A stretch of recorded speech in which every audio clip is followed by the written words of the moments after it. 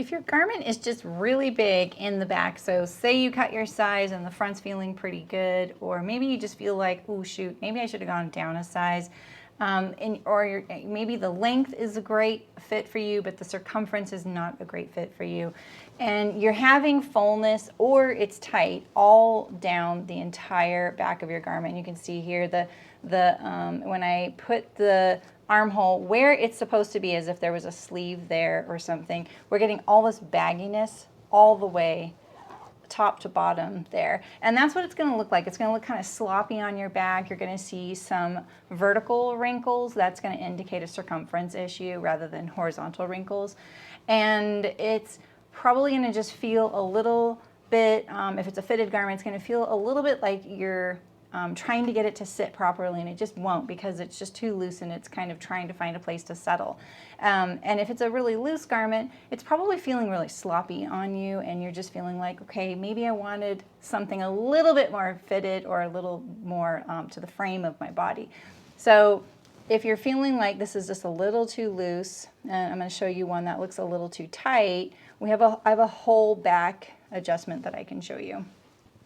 All right, and here's our one that's just too narrow, right? We can't even get our side seam to reach here. Your side seam would be pulling to the back there, and the armhole line, I don't have seam allowance on this edge right here. It wouldn't even be meeting your armhole crease there.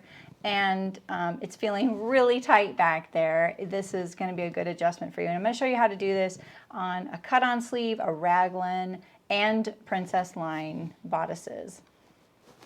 All right, so you're going to need to measure across, make sure it's a perpendicular line to your center back, because we're talking about circumference around the body, right? And we're going to figure out exactly how much we need to add between the seam line and your crease of your armhole here. And same with the side seam. If your side seam's pulling to the back there, you're going to say, okay, how much am I missing there?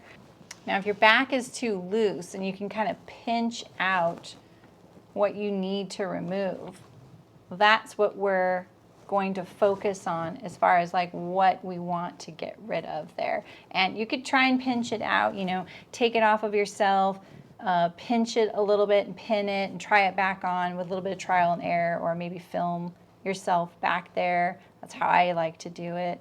And then that way you can kind of get an idea, okay, what do I need to remove here? And maybe it's not the same amount at the top and at the bottom. So just try and pin it the best you can. And then that way you'll know exactly how much you need to remove from your back. I did that a little bit sloppy. So let's make our changes to our patterns now. Okay, so we know how much we want to remove or add to our whole back adjustment here. So we're going to get a nice line from the shoulder all the way down. So if you can make it parallel to your center back, that would be really great, because it's going to be a lot easier to measure directly across and figure out exactly how much that you've added or taken away, and that it's accurate to what you want. Because if you do something that's at an angle like this, like say we did an angle, right? And when we spread it apart or we overlapped it, when we went to measure it, you need to make sure that you're measuring it perpendicular to the center back. You're going to get a different measurement this way as if you went perpendicular to the line like that, right? So this is why we do a line parallel to center back, is it really helps us stay on track with where we're adding it. If I can't get one here, what I can do is go like this. I can draw a line here and then do a parallel line to center back here, just like that. That's fine. Kind of like what we'll do on the princess seam. And so this one here is too tight, and then we're gonna increase it. So let's cut it. And then this way we steer clear of our dart, right? All right, and so now we're gonna lay this on here. And because I did that at an angle, I wanna do all my measuring down here. So let's just tape this down.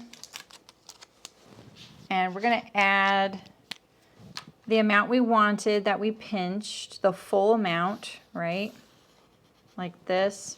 And I'm just not going to draw it in there, because when I lay this on here, lined up to that line, it's going to put that where I want it. Just make sure that you stay lined up here at your waist. And I like to just put my ruler lined up to that edge. And then now I can position this lined up to the bottom through the ruler there and on that line.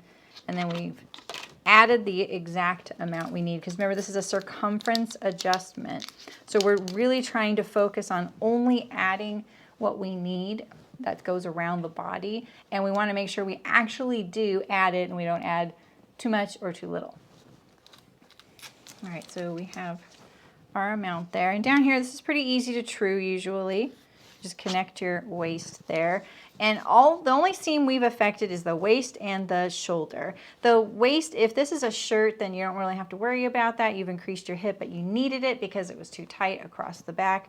And at the shoulder here, if you don't have a dart and you've added this little bit, to true it up, we're just going to connect our shoulder and our armhole on the seam line. And you can tell here, I only have seam allowance drawn on my shoulder and on my side seam and at the center back there.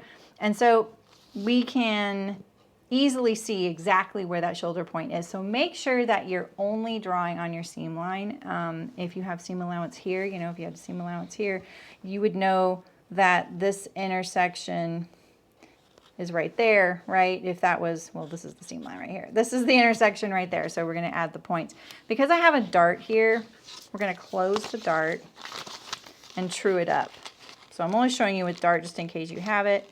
Only fold up to the end of the dart. Don't go past it. It makes it a lot easier. Now, if you don't have a dart, or you're not going to be changing the front to match the shoulder seam here, and you've added, what you can do is ease that shoulder seam to the front. So just put a little easing stitch on your back here. And when you add that little easing stitch, you can just kind of draw it up a little bit. No gathers, no tucks or anything like that. Just enough so that your shoulder seams will match one another, and it'll give you a little bit more space there, which is great, and you don't have to change your front. All right, so let's connect our seam here, our neck and our armhole. And now I'm going to add the seam allowance back parallel, just like that. And that's going to true up this edge here, just like that. The other thing you can do if you've made this shoulder seam longer and you need to sew it to the front is you can trim a little bit off of the front armhole. You can adjust your dart amount and maybe just kind of split the difference. You can ease some of it or maybe take some of it out of the dart. If you really need that dart though for a rounded back, I would leave it in there and I would just ease the whole shoulder seam into the front. It's really not going to be that much and it'll be nice and smooth and no one will notice it, I promise. All right, so if we needed to make this smaller, this time I have so much space here, I can actually draw a seam that avoids both of my darts here, which is great, right? We don't want to mess around with those darts. And then we can slice right up. And I don't really need any paper, but we need to draw a line so that we know exactly how much we want to take out. And now I can line it up to that edge there. Now remember, this is a circumference adjustment. So if you're taking out this amount, you're taking it on both sides at the same time, and that will decrease the back that much. All right, so tape this down. And this time we've only made the shoulder seam smaller. We've made the waist seam, but theoretically this is a shirt. If it's a dress and you're sewing to the seam, same with this one here. If you change this and this is going into a seam down here, then you're gonna need to adjust your skirt to match that, or jumpsuit if you're making pants, a jumpsuit or something. And you can accommodate the amount you've added or taken away.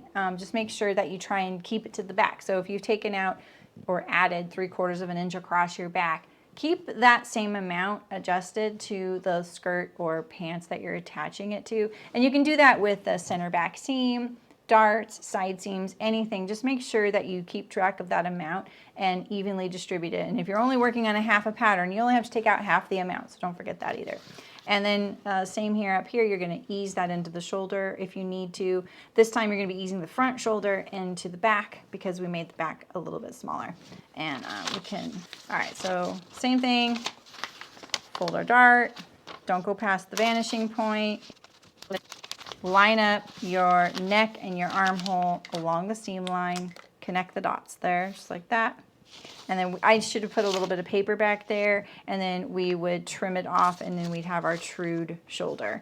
All right, so now I'm going to show you how to do this on a few other bodice styles like princess seam, raglan, cut-on, things like that. Now for something like a princess seam bodice, if it has a armhole princess line or a shoulder princess line, you're going to do the exact same thing that we did to the bodice. You're going to slice from shoulder to hem.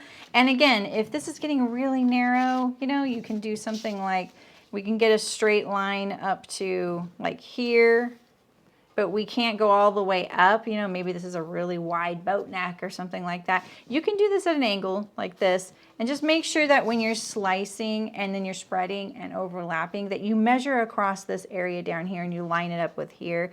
Don't measure in that diagonal area unless you know exactly the amount you're adding.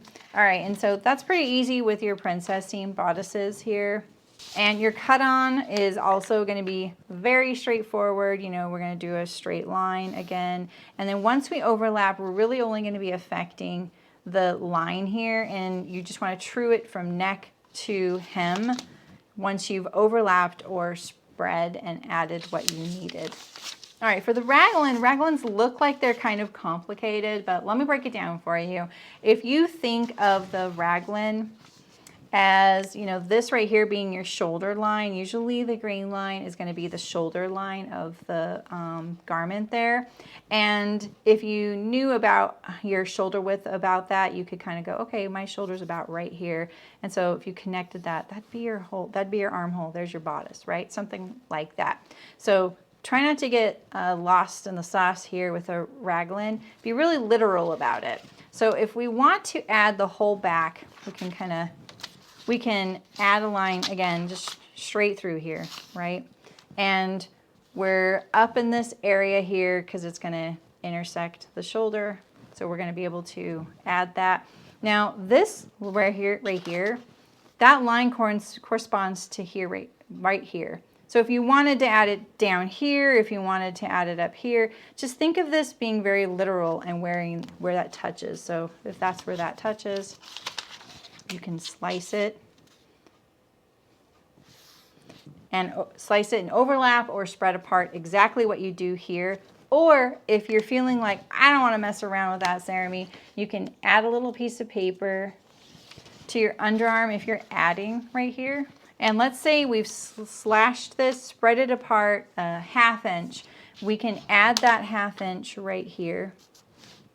Or if we overlapped it, you know, we want to take out a 1/2 inch, we can, you know, take off the 1/2 inch. Now, when you're doing this, remember you're working on the seam line.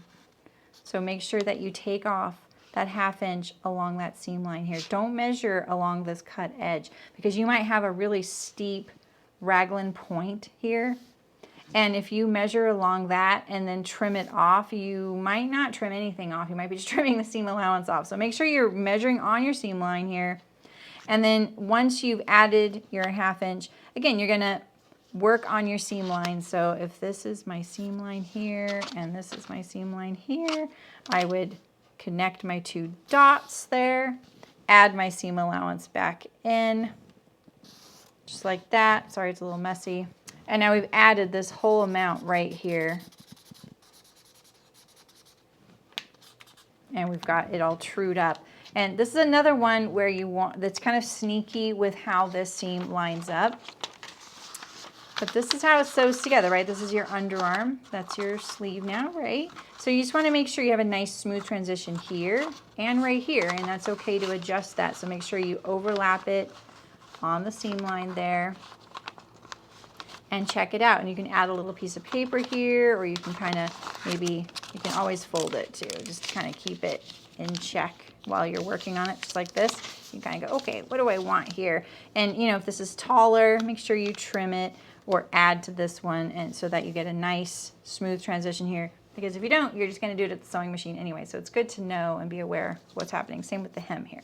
All right, so that's how you do your raglan, your cut-on sleeve, and your princess seams. And you can add to your whole back or decrease your whole back. And this is affecting your waist, your chest, and the comfort of your shoulders as well. I hope you're enjoying my Fitopedia fitting series, and if you want to get more fitting tutorials, just check the description. There's going to be links to more. And if you would like a printed version of these mini tutorials, just check the description or look under the video, and eventually you'll be able to make your own little Fitopedia booklet. And it'll be a really great, quick, easy reference to how to diagnose and fit the issue that you're working on. So I hope you're getting a lot out of the series. Please let me know, like, comment, and subscribe, and follow along for more. Thanks for watching.